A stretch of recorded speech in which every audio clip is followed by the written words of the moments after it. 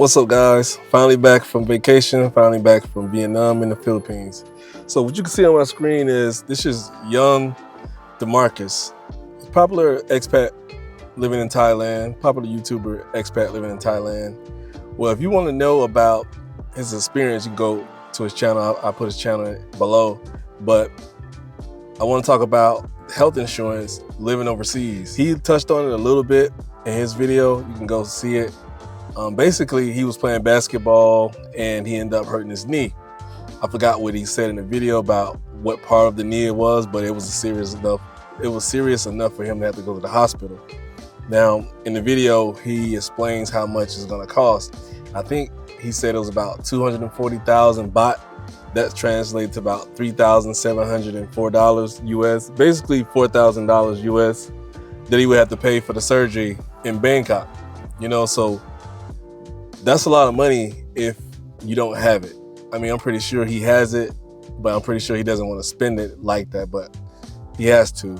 So I want to talk about health insurance over here, living overseas. That was one of my main concerns when I first started out on my own living overseas. Like I said, if you haven't watched any of my previous videos, I was in the military, so that's how I was introduced to being overseas. But being in the military, everything is already done for you, like health insurance, dental insurance, and vision is already done for you. All you have to do is go to the clinic, be seen, and you're done.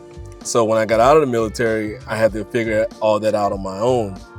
And it was a lot of trial and error, but I got through it. And I've been able to, teach some of my peers about the importance of insurance. I mean, insurance to me sometimes feels like it might be a scam, but recently over the years, I'm coming around to see it's not really a scam like that. Not all the way, but because I've never been hurt enough to where I had to go to the hospital. Thank God. I didn't have to get any serious surgeries, but the surgeries I did have was like oral surgery, where I had to get a tooth implant, and the insurance paid for that. Insurance paid for that. It was like $3,000 for an implant, so $3,000 US. So the insurance paid for that. So insurance comes in handy, especially if you're overseas. Like, the thing about it, if you get hurt overseas, whether it be surgery, dental surgery, or anything dealing with your eyes, or anything that's going to injure you, it can be a real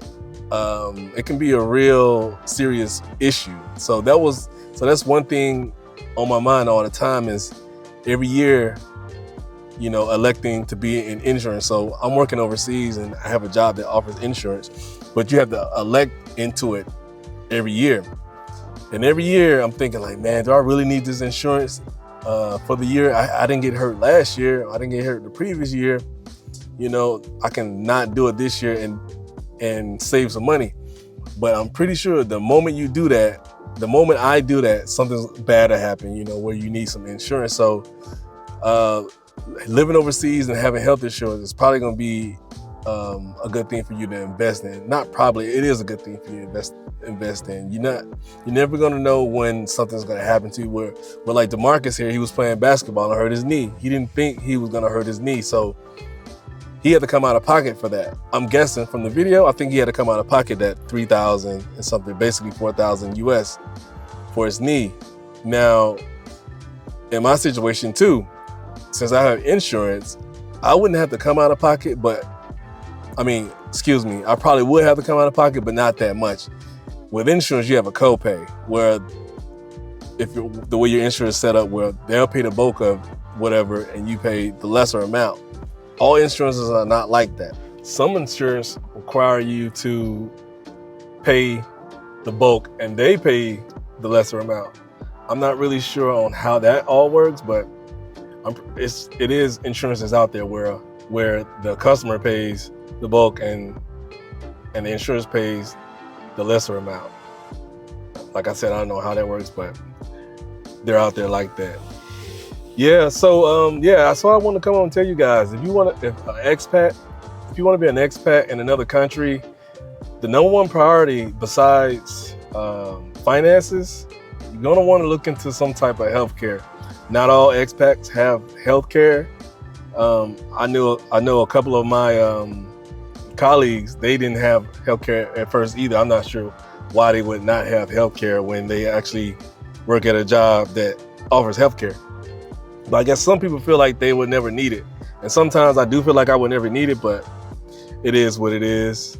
And you have to make those decisions, you know, for yourself. But for me, I know I have to have it because you just never know. So yeah, guys, that's what I wanted to come on here today and say, get my opinion on. Other than that, I'll see you guys on the next one. Have a good one. Peace.